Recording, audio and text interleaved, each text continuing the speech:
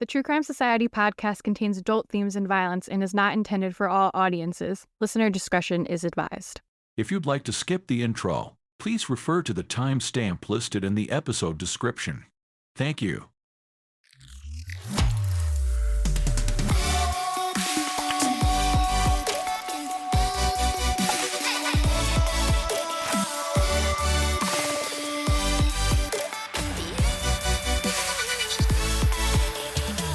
What's up, guys? Welcome back to another episode of the True Crime Society podcast with Stephanie and Olivia. It is Thursday, February 22nd, 2024. I am trying to get most of my moving done this weekend, so I'm very stressed, overwhelmed. My job has been super, super crazy. Of course, I just can't. It's one of those when it rains it pours situations. Everything is just off the walls right now. But I'm trying to sound pleasant, like I have a personality and that I am a happy person. Not that I'm unhappy. I'm just exhausted. I feel like it's been a big week in the crime world too. There's a lot going on for everyone, it seems, at the moment, just in everything. And it's frustrating for me too, because I can't keep up. I was saying on the Patreon, during the day I'm so busy at work because we're doing some big project right now that I'm literally just working nonstop all day as quickly as I can. I don't even have time to check my phone. I haven't even been on the Instagram. I've totally been slacking, but I don't have a choice. And I have to rely on Olivia to give me any updates because I just have no idea what's going on.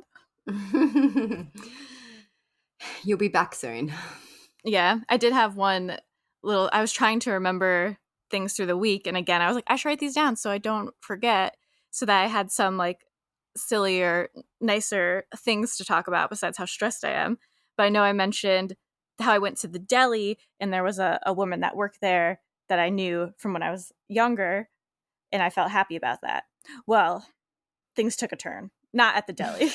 There's a pizza place next door to it, and I think they're owned by the same people. And so me and Mike ordered pizza, and I was really brave again, and I went to go pick it up by myself because he was watching the Rangers game. So I was so brave, and I went by myself, and I was hi, I'm just picking up an order. And it's this older guy who, I don't know, he's probably the boss or something. And I said I was picking up an order, and then he just stared at me I was waiting for him to be oh, name, phone number, whatever. He just stared at me, and I was it's for Mike. And he goes, there you go. And immediately I could tell he's just one of those older guys that likes to bust the chops of younger gals, thinking it's silly, but really I'm oh my God, I'm so afraid. So then he gets the stuff together, and we got a 2-liter of Coke Zero, my fave. He was do you want cups with that? And I was yeah, sure, if you have a few. Just because, I don't know, that's just what I said. And he's no, we don't have them. I just like to offer them. And I was oh my God, I'm just going to go light myself on fire. And I was haha. But then he gave me the cups, then I left. And I was oh my God, I'm going to think about this all night now. That I've just a dumb idiot in this guy. And it's funny because in my mind, I'm wow, that guy probably thought I was so stupid. But it's he probably never even thought about it again. But all night I was oh my God, remember when that guy asked if I wanted cups? So I'm never going back. No, I'm just kidding. No, so yeah, I'll still go back because where I'm moving to is How kind was of the pizza? Was it worth it? Yeah, it was good. I mean, I've had better pizza, but it's funny because here where I live now, I live on Main Street in a busy, popular, trendy town. So there's so many places to go, so many places to walk to. Where I'm moving to is the opposite. So I only have so many options of where I can get food and pizza and things like that. So it is what it is. Did you want to give a brief car update for everyone? So no update. It's funny, I saw a friend last night I haven't seen for a while, and she's what's happening with your car? And I said, how do you know? And she goes, I listened to the podcast. 5.5 weeks now, no update. I tried to call the guy on Wednesday after he said he'd call me Tuesday, and he didn't. So I tried to call him Wednesday, he didn't answer. So I sent an email to him basically letting him know that I'd reported the situation to the Department of Fair Trading and the Australian Consumer Commission. So it's not, he's just a middleman, but I also feel he's pretty useless and he actually hasn't done anything to expedite the situation, but he isn't the one who can make a decision about anything. Yeah. But yeah, so I have done that. Apparently the Department of Fair Trading will get back to me within 15 days, which is 3 weeks if you go by working days.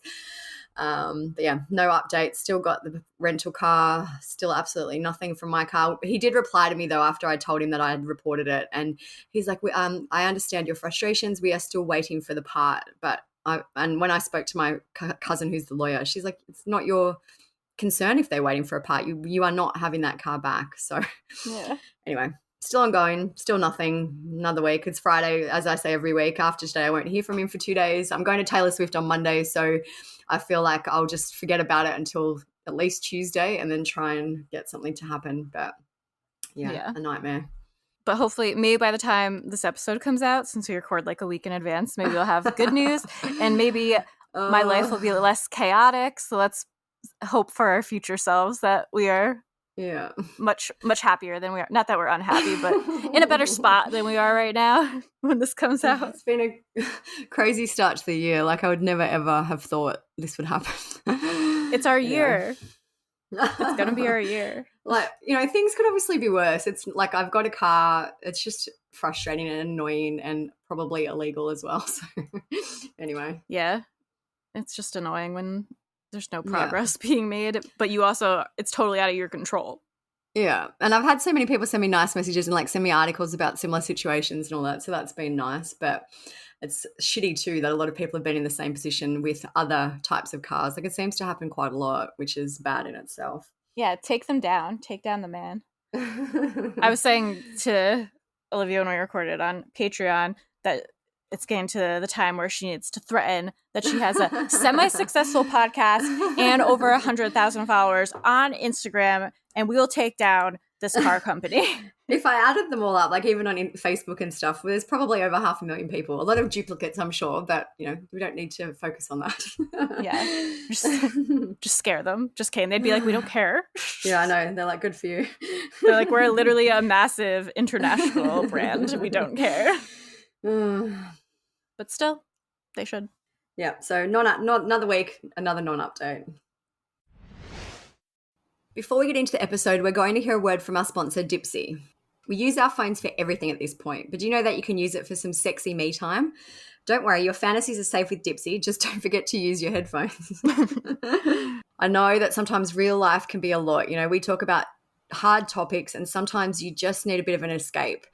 You can indulge in a steamy fantasy world filled with hundreds of sexy stories on Dipsy designed to turn you on whatever your fantasy is. Dipsy is an app full of hundreds of short, sexy audio stories designed by women for women. They bring scenarios to life with immersive soundscapes and realistic characters, discover stories about second chance romances, adventurous vacation flings, and hot and heavy hookups. New content is released every week, so in between listening to your favorite stories again and again, you can always find something new to explore. They also have soothing sleep stories, wellness sessions, and they have sexy written stories as well that you can read if reading is more your thing.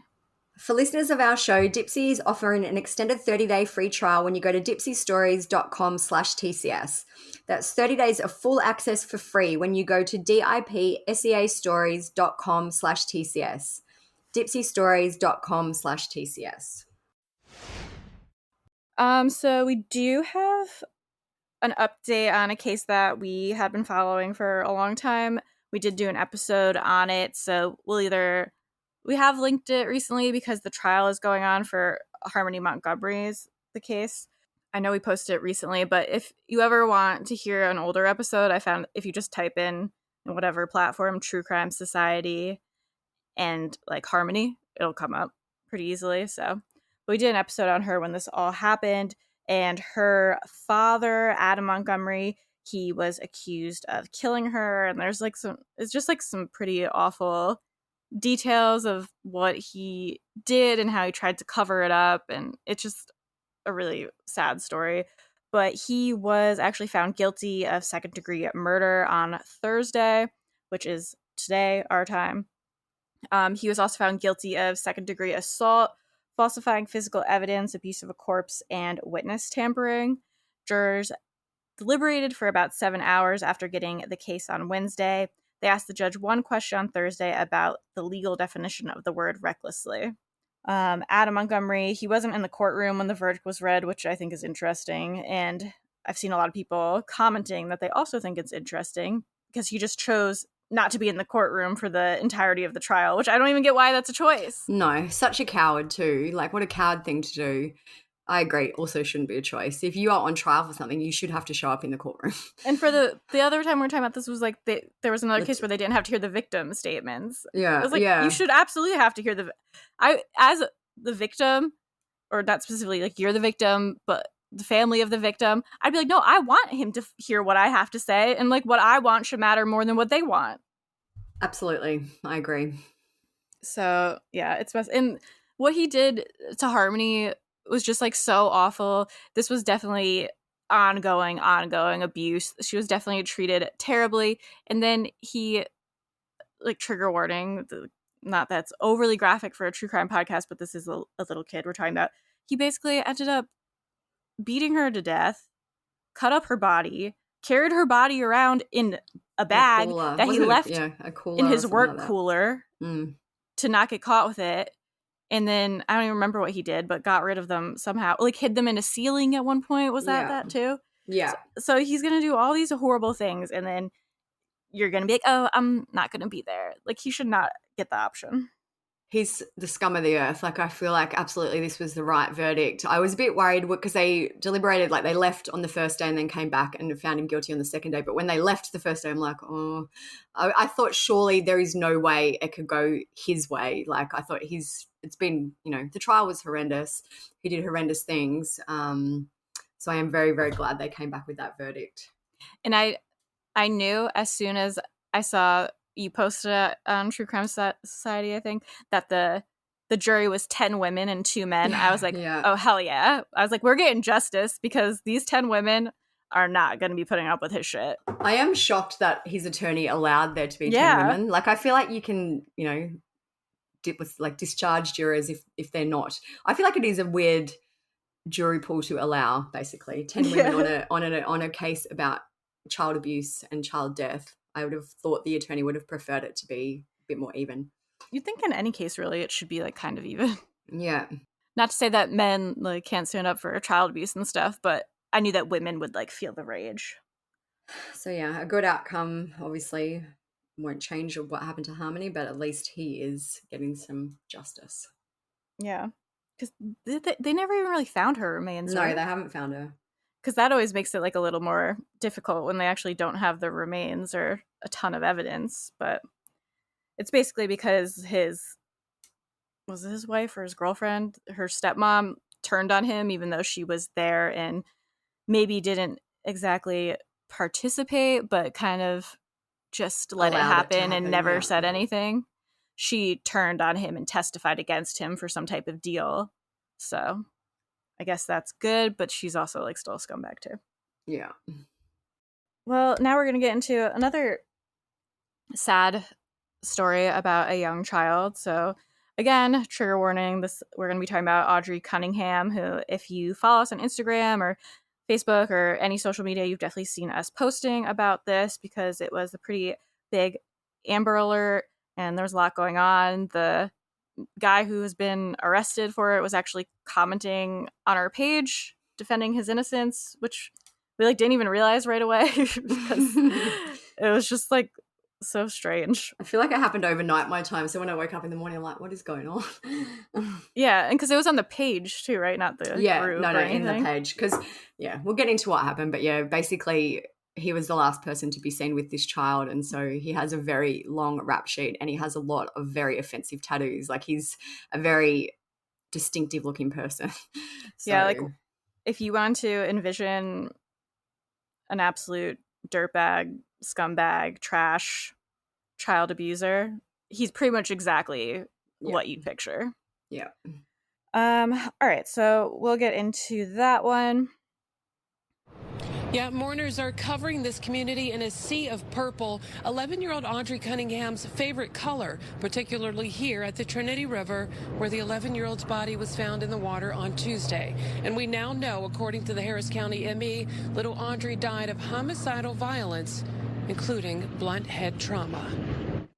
I'm truly blessed to have given birth to such an amazing little girl. Even as 11-year-old Audrii Cunningham's mom tries to grieve the loss of her little girl, we caught up with her at this sunset candlelight vigil. You know, hopefully with all of our candles together, it'll be bright enough, maybe she can see it. It clearly isn't easy to understand how a little girl could be taken away so tragically. According to the Harris County Medical Examiner's Office, the 11-year-old died of homicidal violence, including blunt head trauma, and the manner of death is homicide. Her life was cut short way too soon, but the way in which we lost her. Audrey Superintendent Dr. Brent Hawkins says there have been a lot of tears and hugs in the hallways here at Creekside Elementary, where Audrey was in 5th grade. In fact, she's been here since kindergarten. So Livingston ISD has now formed a scholarship in Audrey's name and honor. With a kid like Audrey, we feel like that school was her safe place, and she loved school so that it's very befitting that we would have a scholarship that would live on and help other students in their education. Little Audrey was reported missing last week Thursday after investigators say a family friend, Don Steven McDougal, was supposed to take her to the school bus stop but never did.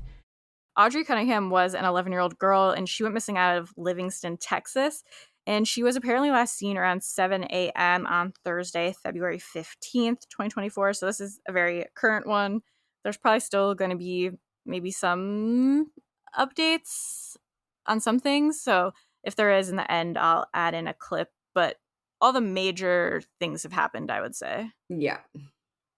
So Audrey's mother is Cassie Matthews, and her father is named Justin Cunningham. They both have Facebook profiles.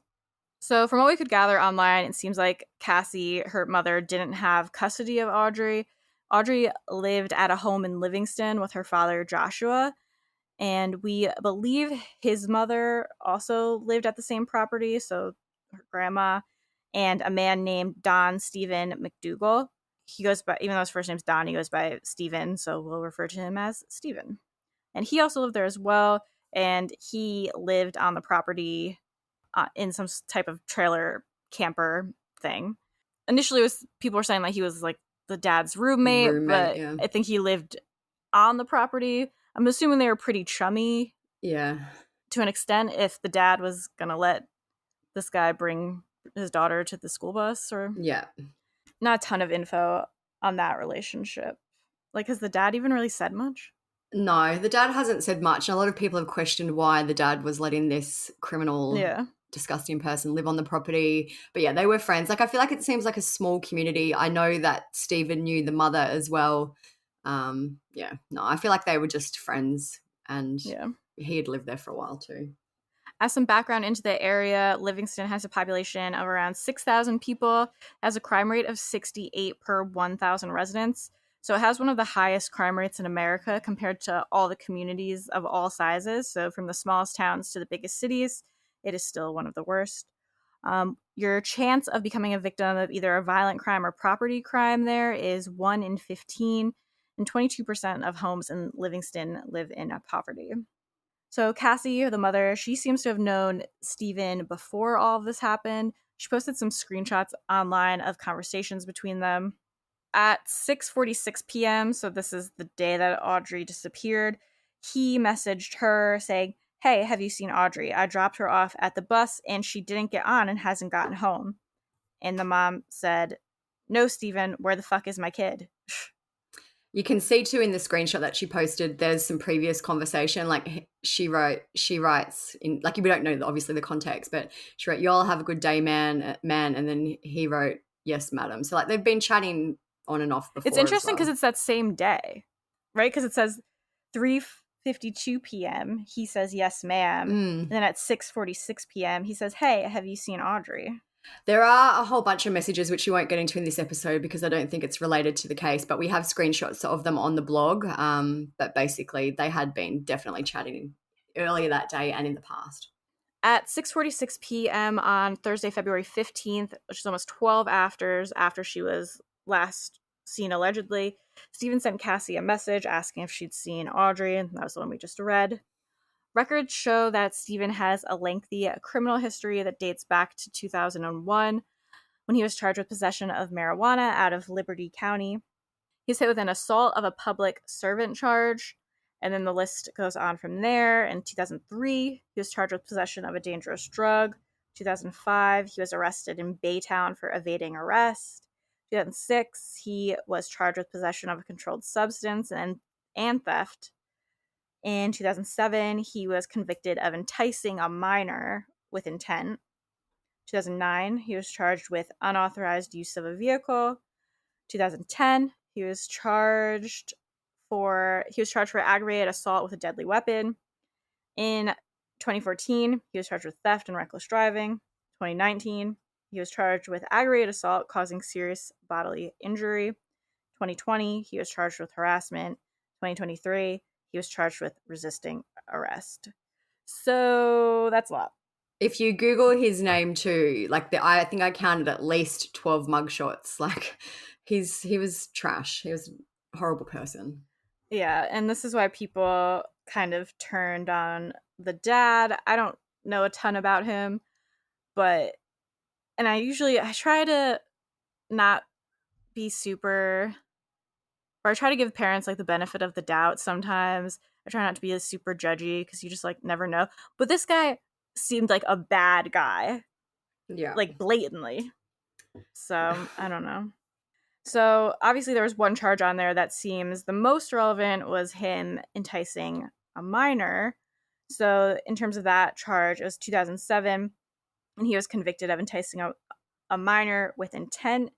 And some info about that we could find was a man told the deputy that Steven, quote, got in bed with his niece, who was aged 11 at the time, and tried to remove her pants. The deputy wrote he later met with the girl's mother, who reported that her daughter told her Steven attempted to remove her daughter's pants after getting into bed with her and called the girl his ex-wife's name. Steven was set to go to trial in June 2008 on the child indecency charge, but in September 2008, court records show that he pled guilty and was given a lesser charge. He was sentenced to 2 years in prison for that. So from here, Cassie started making posts online about the situation and Steven. So it's pretty long, but I'm going to read the whole thing because it's relevant and interesting. So she wrote, "My daughter was ripped from me by her father and his family a while back, and I've been denied any type of contact in any way, even refusing my rights of visitation with her, with threats to my life from her father and family. I've been stacking up my proof of such in hopes to take her father to court with enough evidence of her being kept from me that the judge couldn't deny me the custody I fight for. Steven is a stranger among other random strange men that have been allowed to live in the home of my daughter. Steven was left in charge of Audrii as her babysitter when her father goes out on the boat to work because her father's mother is heavily mentally unstable and doped out on mental meds 24/7 and cannot care for her or herself. This is all information I've retained from other people around the family. If anyone they allow in their home speaks to me in any way, they are instantly cut off and never allowed to step foot on the property or around any of the family members again. Now, recently, Steven started to message me about Audrii like he wanted to help her see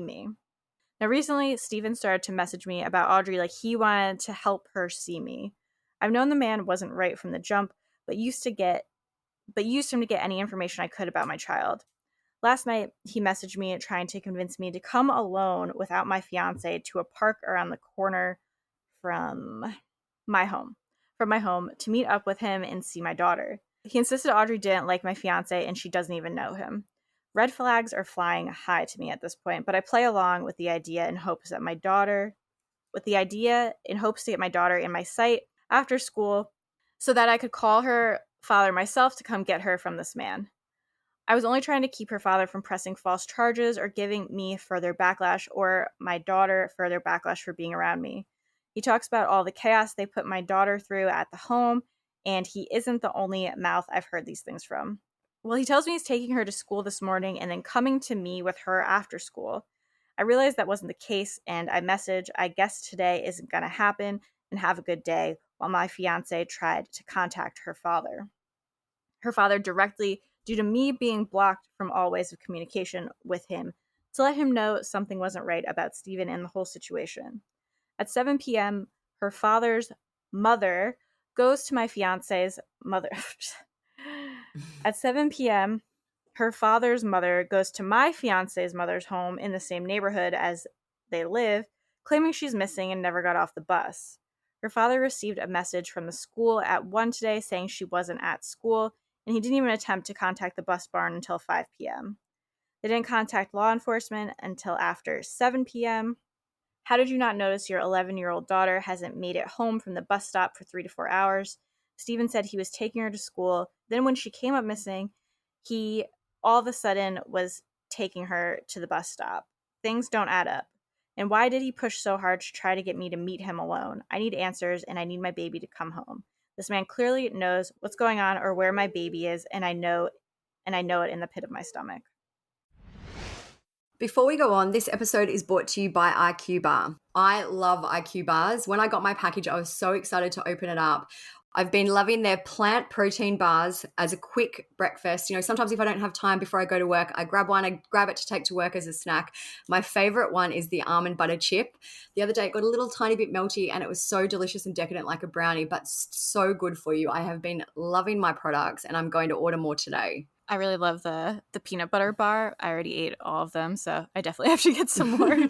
I've actually got one of the IQ mixes here today too while we're recording. I've got the lemon lime flavor. It's just so delicious. You know, sometimes drinking water is hard, and just adding one of these mixes makes it so delicious, and I have been drinking so much more water too. So start each day right with IQ Bars, brain and body boosting bars, hydration mixes, and mushroom coffees. The Ultimate Sampler Pack includes all three. You can get 7 IQ Bar flavors, 4 IQ Mix flavors, and 4 IQ Joe flavors. And today our listeners get an exclusive offer of 20% off plus free shipping. Just text CRIME to 64,000. The Ultimate Sampler Pack is a great way to try all IQ Bar products and flavors. I'm pretty sure that's what we sampled as well. So there's all different things. They were really great. All IQ Bar products are entirely free from gluten, dairy, soy, GMOs, and artificial sweeteners. IQ Bar makes the #1 brain and body nutrition bar, hydration mix, and instant coffee in the U.S. Over 10,000 5-star reviews and counting. Refuel smarter with IQ Bar's Ultimate Sampler Pack. That's 7 IQ Bars, 4 IQ Mix sticks, and 4 IQ Joe sticks. And now our special podcast listeners get 20% off all IQ Bar products, plus you get free shipping. To get your 20% off, just text CRIME to 64,000. Get your discount. Text CRIME to 64,000. That's CRIME to 64,000. Message and data rates may apply. See terms for details. So that is a lot. Yeah, there are comments online too that the mother had lost custody of Audrii because she had a drug problem at one point, and I believe that she also had 2 other children that passed away. I'm not sure how, but it seems like it was a very broken home that she was coming from. Yeah. The search for Audrii Cunningham is on pause for the night. Investigators spent several hours at Lake Livingston today following leads as we learned a specialized FBI team is now involved. And tonight, for the first time, Audrii's mother talked to our cameras, sharing an emotional plea to bring her daughter home. There's not words for it. There's not one feeling you feel. It's a roller coaster. The roller coaster of emotion started Thursday night for Cassie Matthews. Her 11-year-old daughter, Audrii Cunningham, didn't return home after school, never even made it on the bus that morning. This is the stuff that you see on TV and you wonder, you can only imagine what the family and the parents are going through. Last seen near her home around 7 a.m. Thursday. Investigators say family reported her missing around 5:30 p.m. Livingston ISD tells us they let Cunningham's family know she wasn't in class. Friday, the search brought investigators to Lake Livingston, where they used boats, drones, and dogs. This is a location of interest. We are bringing in divers as well. Again, this is all an effort to uncover additional leads. The Texas Rangers, along with Polk and San Jacinto County Sheriff's offices, now getting help from the FBI, including a specialized child abduction rapid deployment team. Those teams, according to the FBI, have a proven track record in crimes against children investigations, especially cases where a child has been abducted by someone other than a family member. Is it the belief that she was abducted? I know that term implies that. We're not drawing any conclusions right now. Investigators say they have persons of interest, but are keeping many details private. I feel like I can't do anything because I know nothing. The family desperate to find Audrii, who's known to love animals and make others laugh. She has so many opportunities ahead of her, and she deserves every right to be able to reach those opportunities. Until she's back home, safe, Matthews won't give up. Right now, I'm empty.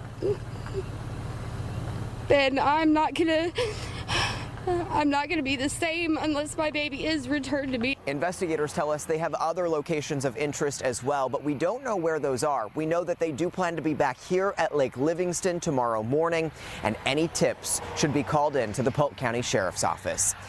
So when the Amber Alert for Audrii came out, we made a post on our Facebook page. Just said, Audrii Cunningham, 11, has been missing for almost 17 hours at the time of posting.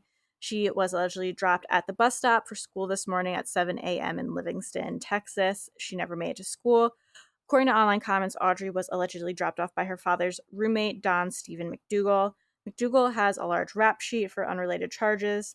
As I mentioned earlier, Steven must have come across this post somehow, just Googling maybe, and he was making some comments in the post. He was replying to people. So he was saying, like, he was tagging people and responding to them. He said, I am the one that went and knocked on the houses by the bus stop to get video footage. Another kind said, I have gave the cops my phone and they have checked the places I was. Said to someone else, get off the gas and help find her. He also said people must have been talking about if the mother had custody or not, and Steven replied and said, no, the mother doesn't have custody because she let Audrii get into her drugs and she OD'd. He replied to someone else and said, he's just commenting a lot on a rampage. So he commented to someone else and said, I've done everything I can to help find her. I've done nothing wrong. And then he also said to someone, I definitely didn't hurt that baby. Anyone that knows me knows I didn't, and my whereabouts was right there knocking on doors trying to find video footage. Yes, of course, I got took to the station and questioned all night, and I was let go because I didn't do anything but what I do on a regular basis. No punctuation, if you were wondering. So he also reiterated multiple times about the type of car that he drove. He has at least 2 comments from these screenshots that we have. I drive a blue Suburban. So that'll be relevant later, of course. Yeah. So Cassie spoke to the media on Friday, February 16th. She said, we would like to have her come home. It's not like her to run off or disappear. She has a lot of loving family. She has so many people that love and adore her. She also said at that point they had no leads on what had happened. She said, we are grasping at any string, any signs, anything in general. She spoke about how they had searched the woods for Audrii. She said, search began in the wood line behind her home because it leads to the state park. And she likes to explore the woods and she likes to look at the little animals. Cassie also spoke about how Audrii usually got to the bus stop. She said that neighbours told police they usually saw her walking to the bus stop with a dog, but they didn't see her on the day that she vanished. One thing I was curious about was, like, did he take her to the bus stop frequently? Was this like a one-time thing? And especially if she walked to the dog. Like, I feel like I have read it was something that he did occasionally, but maybe like if it was rainy or bad weather or cold. So Cassie said she was allegedly dropped off at a bus stop, and later on we come to learn that she never even made it on the bus. So late on Friday, February 16th and into the morning of the 17th, Steven was arrested and taken into custody. He was arrested on unrelated aggravated assault with a deadly weapon charges. I wonder if that's an old charge. Like, have they said that? It was from August, I believe, last year. Yeah, so it was an older charge, but I feel like they just wanted to hold him while they got everything else lined up. So later on the 17th, police confirmed that Steven was being looked at as a person of interest in the case, and they also confirmed that a blue Chevy Suburban was a vehicle of interest. Oh, jeez. Yeah, so here, what a dumb criminal to be online talking about the car, confirming the car, and it's just stupid. He's clearly just like a moron. So there's a post from the Texas DPS, and it says, update on the search for Audrii Cunningham. Investigators believe the 2003 dark blue Chevy Suburban, pictured, there is an actual photo of it, is a vehicle of interest in the search for the 11-year-old Polk County resident. So police gave a press conference that day. Lieutenant Craig Cummings told reporters, "We are hopeful that we can bring Audrey home alive, and that's absolutely what we are working for right now. Everybody is committed. They realize Audrey was loved by so many folks, and that's the driving force for us to get answers and bring her home." So Cassie spoke to the news that day, and she said searchers had found a backpack near the Lake Livingston Dam, but there was no sign of Audrey. So that backpack was confirmed to belong to Audrey the following day, Saturday, February 18. And police confirmed that there was information at the time that they were holding back in order to preserve the integrity of the case. Lieutenant Cummings again spoke and said there's additional information out there, we're just not releasing it. And that's what the investigators are using to follow up on. So Texas EquiSearch joined the search for Audrey on that day. On February 19th, police held another press conference for the case. One of our True Crime Society members, Stacey, did some great summaries on the press conferences that were held, and this is information from her. Police asked for any additional video from the time that Audrey disappeared. They were asking for footage from 6:30 to 8 a.m. They increased the reward to $10,000 on that day. They said that they had given Stephen opportunities to cooperate and were hopeful that he would. They confirmed that he wasn't required to register as a sex offender after that enticement charge that we mentioned earlier, which is ridiculous. Yeah, I feel like even if you get a lesser charge, you should still have to register or like Absolutely. be in some type of system to be like, Yeah. hey, this guy did try to take off a child's pants in a bed. Yeah.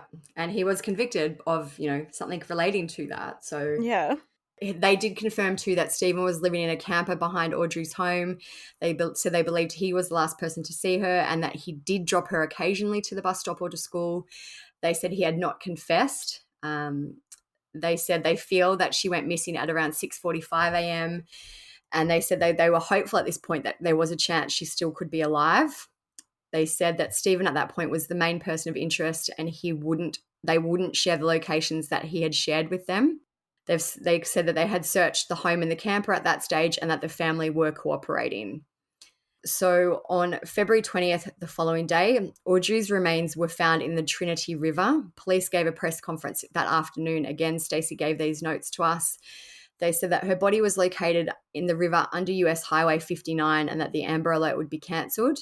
The river water levels lowered, which helped divers locate areas of interest. Because I did read there was a lot of rain in the area, so the rivers were higher than usual when she went missing.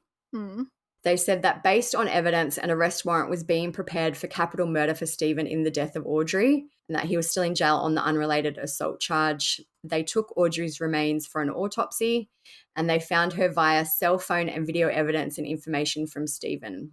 They also said there was substantial evidence linking Stephen to the locations in her body.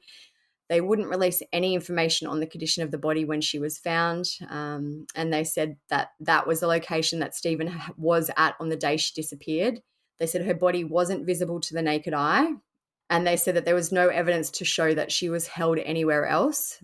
The reporter asked if she was weighed down and they wouldn't confirm or deny at that stage. At this time, I sadly announce that Audrey's body was located at the Trinity River on the US Highway 59. My heart aches with this news, and I express with my deepest sympathies and condolences to everyone who knew, who cared for, and loved Audrey. Based on all of the evidence that law enforcement has collected, they are in the process of preparing the appropriate arrest warrants for Don Steven McDougal. At this time, we believe the appropriate arrest warrant is going to be for capital murder in the death of Audrii Cunningham. He is currently still in jail under an unrelated felony charge here. Will you be seeking the death penalty? Until we get all of the evidence and all the autopsy reports, we're going to have to hold and work with law enforcement to determine what is the best solution to this case. If the evidence supports that, that is something that we're going to look into. But the following day, February 21st, there was some court documents released and we found out a little bit more. It says basically it goes into how Stephen was meant to take her to the bus. They found her body, goes in that he was living in a camper on the property and that the cell phone, they found the location through cell phone data. So we learned a little bit more too about how Audrey's body was found. It says, affiant shall further show that upon recovery of the child victim's body, law enforcement discovered a large rock tied to the child victim's body. The rope used was consistent with rope that was observed in McDougal's vehicle on a traffic stop 2 days prior. affiant shall further show that through investigation there is sufficient evidence to show that on the date of February 15th, 2024, Don Steven McDougal committed the offence of capital murder. It seems like he really was confident he was going to get away with it because he weighed down her body, and I feel like that's why he was trying to play up so much that he was the good guy and he was just out there searching because he really thought that he did it. Such a loser. Mm-hmm. So today, Audrii has appeared on the Harris County Medical Examiner website. So her cause of death is listed on there as homicide. So that's her manner of death. And the primary cause of death is homicidal violence with blunt head trauma. So basically, he beat her around the head, it seems, which would have been a horrifically, hopefully one blow and she was unconscious, because it would have been a painful and horrific way to die. Yeah, it's really awful and just like rage inducing. It seems like this could have been avoided. I don't know, cases like this always just make me realize kind of how broken certain systems are. Like I was saying with the custody and how we were just talking about, even though he had crimes against children, he wasn't really in any sort of registry. It just seems like the world can do better with things like this. What do you think he wanted with the mom? Like, why was he like, oh, let's meet up and I'll give you Audrii? Yeah. I haven't really ever thought about that aspect of it. I wonder if he wanted to get with the mom. Like maybe this was set up. Maybe when she didn't, she denied him. Maybe that pissed him off and that's why he did what he did. I feel like we've had a lot of questions asking if Audrii was sexually assaulted, which we don't know yet. Sadly, I wouldn't be surprised if she was based on this creep, but maybe, like, I don't know, I guess a lot of that might lead to more of a motive to why he did it. Or at least I would say it was definitely at least sexually motivated, whether she fought him and that's what resulted in her death. We don't know any of that yet, like you were just saying, but I would say based off of his past that was part of the motivation. I wonder what the motivation is with contacting Audrii's mother. If, I would like to know. I don't know if we'll ever find out any more about what his real intentions were, but it is interesting to think about. It just makes you wonder how long did he have this plan already? Was he already planning on doing something? Or like you said, was it his original plan didn't work out? It seems to me, and obviously I'm just going off the limited information we have about the cause of death, but it sounds like it was, to me, I think this was a rage killing. I don't think it was premeditated.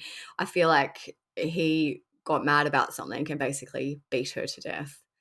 Yeah, my thought was he probably tried to assault her in some way and she tried to defend herself. She had such a sad life, this poor kid, like a broken family with a lot of issues, to grow up around living around this jerk and then to die like that. It's just horrific. And if what the mom was saying was true, which obviously take with a grain of salt because it's just her side of the story, but she made it seem like there was apparently always strange men around. The grandmother was on mental health medication and was always drugged out and acting crazy. So it seems like Audrii could have really had a traumatic, chaotic life. Yeah, some kids just have to endure so much, and Audrii definitely did. Yeah, for sure.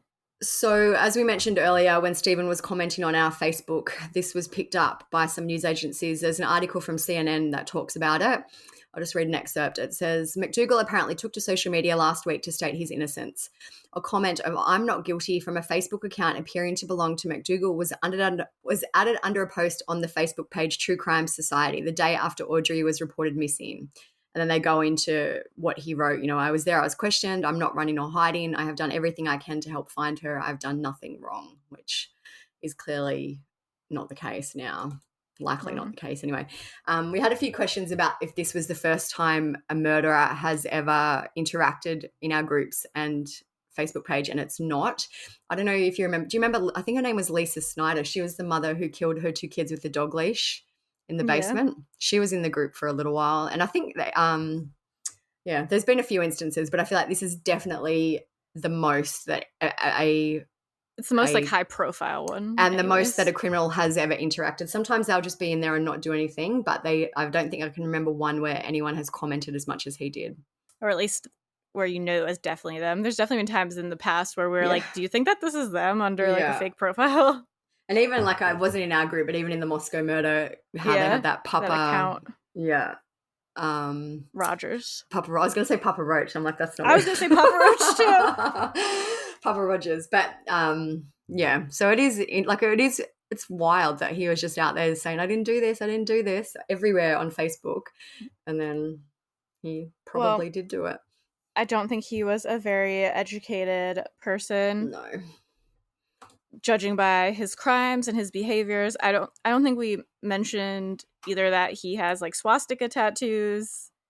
I just spoke about how offensive his tattoos, and there are rumors too that he was connected to the Aryan Brotherhood, which I wouldn't be surprised. Yeah, no, just an all around loser, someone you don't want to be near or associated with. Yeah, it was a real failure of a lot of people to allow him around children. And a lot of people have said that they are shocked that her father and his mother haven't been charged either, like maybe with child endangerment or something like that. But, I guess essentially this guy wasn't a sex offender. He wasn't required to register, which is a failure on the behalf of law enforcement. But just everyone failed her. It sounds, I think we've talked about it before, where I think he does, just looking at him, you should be suspicious of him with his tattoos. Again, not saying anything's wrong with tattoos, but you have swastika tattoos and just the way he appears. But we've said in the past how not every parent is Googling every other person in the world to see if they have charges against them. So, I mean, realistically, maybe the dad didn't know, because it's like you'd have to go searching for that information, especially if he's not a sex offender. But again, it just goes to show that you really have to be very vigilant with looking up people that you're going to allow to be around you or your kid or people you date, because you never really know. And sometimes it's hard to find that information. Like, not every state is such an open book with what's out there, or not every arrest gets picked up by the news or the media. So then it's harder to find these things. Definitely. So that's really it for Audrei's case right now. If there's any other updates, I'll put in a clip here, but it seems like that is the bulk of the story. I've tried to find when he will be due in court yet, and I actually can't find it. Like, usually at the end of some articles, they'll be like, he will appear in court on this date. I don't know if it's been set yet or, but I'm assuming things will start happening in the legal process soon. And the only other thing I think we will find out is more about her cause of death and if there was any abuse prior to her death. So when we do hear about that, we will let you know. Yeah. So this case did remind us, a lot of people, I think. Yeah, a lot of people, of the Charlotte Sena case. That was the one that happened in September last year that I think I talked about a lot, because I was actually like in upstate New York at the time and kind of close to where she went missing. So I got the Amber Alert on my phone and I was following that one pretty closely. And she also did look a little similar to Audrey in the sense that they were both little young blonde girls. So there's been an update with that case. Do you want to go into it since it's still your part? So the case was due to go to trial, I believe, in April this year. So the man who abducted her was Craig Ross. So he had pled not guilty. The trial was going to happen in April, but thankfully he changed his mind and he pled guilty this week. He pled guilty to 2 felony counts of first-degree kidnapping and predatory sexual assault against a child, and he will serve 47 years to life in prison. The Saratoga County District Attorney Karen Hagan told reporters he will be 93 years old when he's even eligible to talk about parole consideration. So that is, I feel like, a fantastic outcome in that case. The family don't have to endure the trial. He gets justice, they get justice. He will never likely be out of jail. Yeah, and just goes to show, because it just makes you think how everyone essentially knows what happened to poor Charlotte, that she was sexually assaulted. I just couldn't even imagine growing up and everyone knowing that about you, essentially, or feeling like everyone knows that about you. Yeah. So just, even though she was found alive, obviously this is something that's going to affect her for the rest of her life, have a lot of trauma from, probably have a hard time trusting people. Even when these kids are found alive, it still has such a huge negative impact on their life, potentially. And sure, some overcome it. Like, Elizabeth Smart basically made a platform out of it, and she's done a lot of great things. But even with her, it took her a long, long time to get to the place that she is in now. I was just reading an article about Charlotte's case, and that basically if it had gone to trial, she may have been forced to testify, which that would have been just, I can't even imagine as a family, as a mother, seeing your child have to go through that. So that is really the best outcome in this case, for him to have pled guilty. Yeah, definitely. So in terms of Audrey's case, we do have the blog, which was done in real time as things happen. So you can go on there and you can look at the text messages between Stephen and the mother, the posts that he made online. It's all on the blog at True Crime Society blog if you want to check it out. Mm-hmm. And this, I don't know, if you follow us on Instagram, you might have seen that we posted to our story also, kind of just saying, because a lot of people, when there's a big Amber Alert type case like this, or even just any cases that kind of get higher profile, more media attention, we get a lot of messages being like, why don't you post about this case? Why don't you post about this case? What about this kid? What about this kid? This kid gets no attention. So we just kind of posted saying how, for one, we're only 2 people who run this account of a lot of people. It is a very active account, and we live in opposite time zones, obviously. So a lot of time, only one of us is online actively at a time. And like I said, I've just been super busy. I haven't even been able to be online that much. So a lot of it really just comes down to that, and just it being a very busy page. And obviously we can't actively follow literally every single case going on and every single update going on with it. That's why it's great when you guys send us cases. It makes it so much easier for us to just post them right away, have the information, take it right from the messages, post it. So if you guys keep doing that, that is great, and we love that. Thank you so much.